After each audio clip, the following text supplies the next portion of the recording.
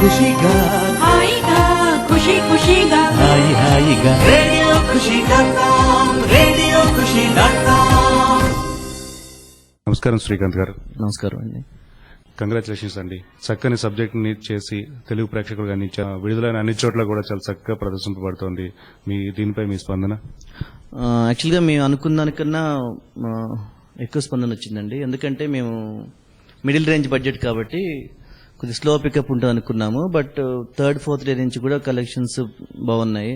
So mouth talk spread అయ్యి collections improve అవుతున్నాయని మేము అనుకుంటున్నాం యాక్చువల్గా. సో సెకండ్ థర్డ్ వీక్ కెల్లా చాలా స్టడీగా ఉండి 50 days మూవీ అవుద్దని మా ఎక్స్పెక్టేషన్స్ అండి. ఫస్ట్ ఆఫ్ ఆల్ టైటిల్ చూడగానే అందరికీ కూడా బ్లాక్ అండ్ వైట్ అనగానే క్వశ్చన్ మార్క్. ఏంటి టైటిల్ ఇట్లా ఉంది, అసలు సినిమాలో ఏ అంశాలు చూపించడం జరిగింది అనేది అందరికీ కూడా క్వశ్చన్ మార్క్, ఒక క్యూరియాసిటీ డెవలప్ చేసే విధంగా ఉంది. అదేవిధంగా దానికి తోడు మీరు చేసినటువంటి పబ్లిసిటీ కూడా వైవిధ్యంగా ఉంది. తర్వాత అందులో ఉన్నటువంటి కాస్టింగ్ కూడా చాలా క్యూరియాసిటీని పెంచాయి మార్కెట్లో. సో అసలు ఇట్లాంటి వైవిధ్యమైనటువంటి టైటిల్ పెట్టడానికి ఇన్స్పిరేషన్ అండి? యాక్చువల్గా టైటిల్ వెరీ యాప్ట్ అండి సబ్జెక్ట్కి. క్యారెక్టర్స్ ఉంటాయి దీంట్లో. It's character play. బేసిక్గా ఒక గ్లోబల్ ఇష్యూ తీసుకొని సెంట్రల్ ఇష్యూగా కరెంట్ ఇష్యూ అంటే టెర్రరిజం కాన్సెప్ట్ తీసుకొని అదే అండర్లయింగ్ కాన్సెప్ట్ దాన్ని తీసుకొని క్యారెక్టర్ ప్లే చేసాము. ఆ క్యారెక్టర్స్ ఏంటంటే ఎక్స్ట్రీమ్స్ వెళ్తూ ఉంటాయి. సమ్టైమ్స్ మనం బ్లాక్గా ఫీల్ అవుతుంది. బ్లాక్ అంటే చెడు క్యారెక్టర్గా ఫీల్ అవుతుంటాం, కొన్నిసార్లు మంచి క్యారెక్టర్ ఫీల్ అవుతుంటాం. సో బ్లాక్ ఈజ్ చెడు అండ్ వైట్ ఈజ్ మంచి టైప్లో ఆ ఎక్స్ట్రీమ్స్ మధ్య మూవ్ అవుతూ ఉంటుంది audience perception. But characters behaviour నార్మల్గా సినిమాటిక్గా వెళ్ళిపోతూ ఉంటుంది సినిమా స్క్రిప్ట్ ప్రకారము. బట్ ఆడియన్స్ పాయింట్ ఆఫ్ వ్యూలో ఆడియన్స్ చూసే విధానంలో ఆ ఎక్స్ట్రీమ్స్ చేంజ్ అయిపోతూ ఉంటుంది వాళ్ళు. సో ఆ చేంజ్ ఆఫ్ కలర్స్ ఉంటాయి, చేంజ్ ఆఫ్ క్యారెక్టరైజేషన్స్ ఉంటాయి, చేంజ్ ఆఫ్ స్క్రీన్ ప్లే ఉంటుంది. సో ఏ విధంగా చూసినా టైటిల్ 100% యాప్ట్ అండి. సో టైటిల్కి మంచి అప్రిసియేషన్ వచ్చింది. అంటే మీరు చెప్పినట్లుగా క్యారెక్టర్స్ లో షేడ్స్ నే మీరు టైటిల్ గా కూడా పెట్టడం జరిగింది అంటున్నారు కదండి. అవునండి. థాట్ ఎట్లా వచ్చింది అసలు? థాట్ ఏం లేదండి. యాక్చువల్గా స్క్రిప్ట్ అంతా చేసుకున్న తర్వాత ఒక 3-4 టైటిల్స్ అనుకున్నాము. అన్నిటికన్నా most apt title black and white అనిపించింది. ఎందుకంటే ఆ ఎక్స్ట్రీమ్స్ ఉన్నాయి కదా బ్లాక్ అండ్ వైట్. సో ఆ ఎక్స్ట్రీమ్ పాయింట్స్ మధ్య క్యారెక్టర్స్ మూవ్ అయిపోతూ ఉంటాయి.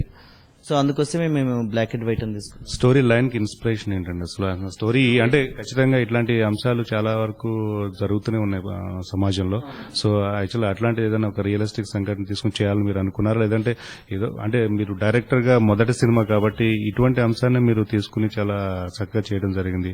అసలు స్టోరీ లైన్ కి ఇన్స్పిరేషన్ ఏంటి, అసలు ఆ స్టోరీ మొదలు పెట్టడానికి రీజన్ ఏంటండి? స్టోరీ మొదలు పెట్టడానికి యాక్చువల్గా రియల్ గా జరుగుతున్న ఈవెంట్స్ ఏనండి. ఆల్మోస్ట్ సిమిలర్ ఈవెంట్స్ జరిగున్నాయి సొసైటీలో, అంటే గ్లోబల్ లెవెల్లో జరిగున్నాయి. సో ఒక యుఎస్ లో ఒకటి జరిగింది, అలాంటి స్టోరీస్ ఉన్నాయి. దాన్ని మేము సినిమాటైజ్ చేసి ఈ contemporary issue current issue terrorism తీసుకొని దీనిలో ఈ బ్రాకెట్ లో ఫిట్ చేసి ఆల్మోస్ట్ ఆల్ కమర్షియల్ ఎలిమెంట్స్ తోని ప్లే చేసాం మేము. కాస్టింగ్ గురించి చెప్పండి సార్. కాస్టింగ్ దీంట్లో లీడ్ క్యారెక్టర్స్ వచ్చేసి రాజీవ్ కనకాల గారు, సింధు తులాని, జాకీ ష్రాఫ్ గారు, Uttej, CVL, Melkote, Jeeva, Ali, Shakeela. Okay. So characters కూడా ఫస్ట్ మేము నమ్ముకుంది స్క్రిప్ట్ యాక్చువల్గా. సో ఆ సబ్జెక్ట్ ఆ స్క్రిప్ట్ తీసుకున్నాము. ఆ స్క్రిప్ట్ ఆ క్యారెక్టర్స్ ఎవరు డిమాండ్ చేస్తే వాళ్ళని మేము చూస్ చేసుకున్నాము. సో ఇక్కడ ఏంటంటే నేను ఒక విధంగా లక్కీ, వెరీ ఫార్చునేట్. ఎందుకంటే మా ప్రొడ్యూసర్ గారు కూడా ఫ్రీ హ్యాండ్ ఇచ్చారు నాకు. సో ఈ క్యారెక్టర్కి ఎవరు కరెక్ట్గా ఉంటే మనం వాళ్ళు తీసుకుందాం అనే లెక్కలోనే మేము వెళ్ళాము. సో దీంట్లో కమర్షియల్ క్యాలిక్యులేషన్స్, ఇంత బడ్జెట్, ఇంత బిజినెస్, ఆ క్యాలిక్యులేషన్స్ పక్కన పెట్టేసి కాసేపు క్యారెక్టర్స్ ఎవరైతే డిమాండ్ చేస్తాయో అలాంటి ఆర్టిస్టుల కోసం ట్రై చేసాము. ఫార్చునేట్లీ మేము అనుకున్న క్యారెక్టర్స్ కి కరెక్ట్ ఆర్టిస్ట్ దొరికారు మాకు. అదేవిధంగా జాకీ ష్రాఫ్ గారిని తీసుకురావడం, టాలీవుడ్ కి తీసుకురావడం అంటేనే ఒక డిఫరెంట్ థాట్. ఏంటంటే ఆ థాట్ రాగానే డెఫినెట్ గా పబ్లిక్ లో ఒక రకమైన క్యూరియాసిటీ బాగా డెవలప్ అయిపోయిందండి బ్లాక్ అండ్ వైట్ సినిమా పట్ల. సో యాక్చువల్ గా జాకీ ష్రాఫ్ గారిని పెట్టాలన్న థాట్ ఎట్లా వచ్చింది అసలు? అవును, జాకీ ష్రాఫ్ గారు ఉండడం వల్ల మాకు చాలా తెలుగు మూవీస్ మధ్య ఇది ఒక డిఫరెన్షియేట్ పాయింట్ లా కనిపించింది మాకు. ఎందుకంటే జాకీ ష్రాఫ్ ఉన్నాడు బ్లాక్ అండ్ వైట్ లో అనేది ఒక చిన్న డిస్కషన్ లాగా వచ్చేసింది మూవీకి. ఫస్ట్ అడ్వాంటేజ్ మాకు కమర్షియల్ పాయింట్ ఆఫ్ వ్యూలో. బట్ క్యారెక్టర్ పాయింట్ ఆఫ్ వ్యూలో ఒక నేషనల్ స్టేచర్ ఉన్న ఆ ఇమేజ్ ఉన్న హీరో కావాలి మాకు. ఎందుకంటే కొన్ని గ్లోబల్ ఇష్యూస్, కొన్ని ప్యాట్రియాటిక్ థింగ్స్, కొన్ని కరెంట్ ఇష్యూస్ మీద కామెంట్స్ ఉంటాయి. ఆ క్యారెక్టర్ అలాంటి క్యారెక్టర్ కామెంట్ చేస్తున్నప్పుడు నేషనల్ స్టేచర్ కానీ హీరో కానీ ఉంటే మనకి అది రీచ్ అవుతాయి ఆడియన్స్కి. ఎవరంటే వాళ్ళు చెప్తే అది కొద్దిగా రీచ్ అవ్వడానికి కష్టం అవుతుంది. సో ఆ స్టేచర్ ఉన్న హీరో మనకి జాకీ ష్రాఫ్ గారు అంటే ఆల్మోస్ట్ సీనియర్ మోస్ట్ హీరో. తెలుగులో కూడా ఒకలాంటి యాక్సెప్టెన్స్ సాఫ్ట్ కార్నర్ హీరో కాబట్టి మాకు ఆబ్వియస్ చాయిస్ అయిపోయాడు జాకీ ష్రాఫ్. ఆయన కోఆపరేషన్ ఎలా ఉందండి? టాలీవుడ్ పట్ల ఆయన యొక్క ఐడియాలజీ ఎలా ఉందండి అసలు? వెరీ ప్రొఫెషనల్ అండి. అంటే ఫస్ట్ యాక్చువల్గా కమిట్ అయ్యే ముందు చాలా డిఫరెంట్ జాకీ ష్రాఫ్ యాక్చువల్గా.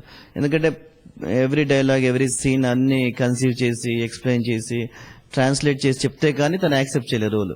బట్ వన్స్ రోల్ యాక్సెప్ట్ చేసిన తర్వాత very professional, thoroughly professional. Total గా ఎన్ని రోజులు కంప్లీట్ గా వర్కౌట్ చేశారండి మొత్తం సినిమా అంతా? అరౌండ్ 45 days అండి. Around 45 days, around 2.5 crores budget. So మీకు అది ఆ టైమ్, ఆ ఎఫర్ట్, మనీ, ఆ కమర్షియలిజం అంతా మీకు స్క్రీన్ మీద రిఫ్లెక్ట్ అవుతుంది. మీరు ఆల్రెడీ సినిమా చూసుంటే డెఫినెట్ గా it be richer than the 2.5 crores కానీ వాట్ ఎవర్. అంటే సో ఆ పారామీటర్స్ కన్నా బెటర్ అవుట్పుట్ ఇచ్చాం మేము. అదేవిధంగా క్యారెక్టరైజేషన్స్ మీరు ఆల్రెడీ స్టోరీ బేస్డ్ గా మీరు డెవలప్ చేయడం జరిగిందని చెప్తున్నారు కదా. అంటే ఖచ్చితంగా క్యారెక్టర్స్ కి కొంతమంది ఆర్టిస్టులు మాత్రం సూట్ అవుతారు అనేది ఒక డైరెక్టర్ పాయింట్ ఆఫ్ వ్యూలో ఒక ఐడియా ఉంటుంది. సో అదేవిధంగా రాజీవ్ గారి పర్ఫార్మెన్స్ చూసినట్లయితే ఎక్స్ట్రాడినరీగా ఆయన లీడ్ రోల్ ని చాలా చక్కగా పోషించడం జరిగింది. సో ఆ క్యారెక్టర్ గురించి కూడా చెప్పండి సార్. యాక్చువల్గా రాజీవ్ గారు ఇప్పుడు రీసెంట్ పాస్ట్ లో ఆల్రెడీ చేస్తున్నారు. ఫిలిం బ్యార్వింద్ కానీ, విశాఖ ఎక్స్ప్రెస్, ఇంకా చాలా మూవీస్ చేస్తున్నారు. ఓకే, ఎలాంటి హీరో అంటే, నేను హీరో కూడా అన్నాను యాక్చువల్గా, ఎలాంటి ఆర్టిస్ట్ అంటే మనకి డైరెక్టర్కి చాలా ఫ్లెక్సిబిలిటీ ఉంటుంది. సో మనం ఒక స్క్రిప్ట్ అనుకొని ఒక క్యారెక్టర్ అనుకున్నప్పుడు ఒక ఇమేజ్ ఉన్న హీరోకి వెళ్తే మనకి ప్రాబ్లం అనమాట. ఎందుకంటే డామినేట్ చేస్తుంది క్యారెక్టర్ని. ఇక్కడ ప్యూర్ క్యారెక్టర్ ప్లే ఇది. సో ప్యూర్ క్యారెక్టర్ ప్లే వెళ్ళాలన్నప్పుడు ఇలాంటి షేడ్స్ ప్లస్ సెకండ్ థింగ్ ఏంటంటే ఒకటే కలర్లో ఉండదు క్యారెక్టర్.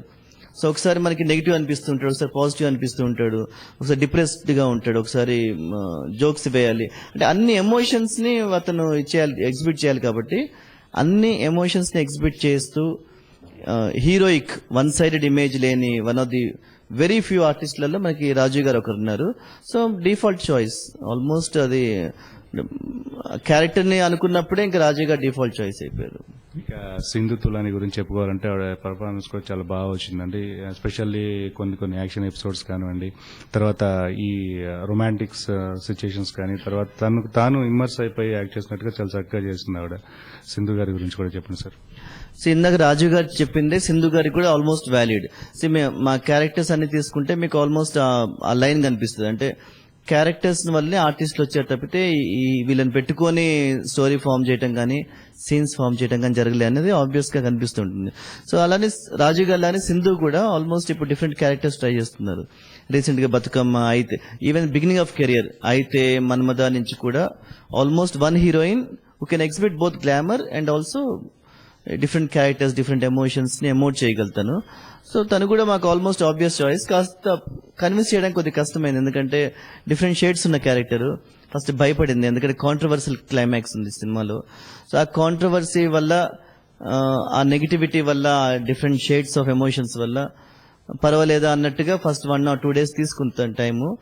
అన్ని ఇంప్రెస్ అయింది, కానీ ఆ కాంట్రవర్సీ ఏమన్నా వద్దా క్యారెక్టర్ నాది అనేది తను కొద్దిగా చూసుకుంది. బట్ ఒకసారి సైన్ చేసిన తర్వాత 100% తను చాలా బాగా వచ్చింది. తర్వాత క్లైమాక్స్ చాలా అద్భుతంగా పర్ఫామ్ చేయడం జరిగింది. క్లైమాక్స్ మనం ఇప్పుడు రివీల్ చేయొద్దు. ఇంకొక విషయం ఏంటంటే కంప్లీట్ గా వీటన్నిటికీ ఇంత చక్కని 2 hours డ్రైవ్ కి, తర్వాత స్క్రీన్ ప్లే కానీ, మూల కథకి, వీటన్నిటికీ కూడా చాలా చక్కగా మీరు తీర్చిదిద్దడం జరిగింది. స్టోరీ పైన ఎన్ని రోజులు స్పెండ్ చేశారండి మొత్తం కంప్లీట్ గా? స్టోరీ పైన ఆల్మోస్ట్ మోర్ దెన్ 1 year అండి. ఎందుకంటే ఇలాంటి హిడెన్ మూవీస్ అంటే కంప్లీట్ గ్రిప్పింగ్ ఎక్కడ పోకుండా కూర్చున్న ఆడియన్స్ కి ఎటువంటి ఎంటర్టైన్మెంట్ పార్ట్ గురించి వాడు ఎక్స్పెక్ట్ చేయకుండా చాలా చక్కగా డ్రైవ్ వెళ్ళిపోయింది 2 hours కూడాను. దాని గురించి చెప్పండి సార్. ఫస్ట్ థింగ్ ఏంటంటే close drama, total hidden drama, ఇది ఓపెన్ డ్రామా కాదు. కాబట్టి ఆ హైడ్ చేసుకుంటూ వెళ్ళాలి. అంటే ఫస్ట్ హాఫ్ లో లాక్ చేసుకుంటూ వెళ్ళాలి, సెకండ్ హాఫ్ లో అన్ని రివీల్ చేస్తూ వెళ్ళాలి. First complication. సెకండ్ కాంప్లికేషన్ వచ్చేసి గ్లోబల్ ఇష్యూ ఉంది.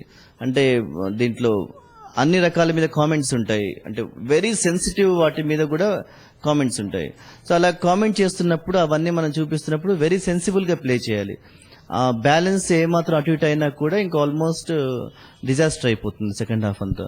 సో థౌజండ్స్ ఆఫ్ మిస్టేక్ చేసే ప్రాబ్లం ఉన్న సబ్జెక్ట్ ఇది.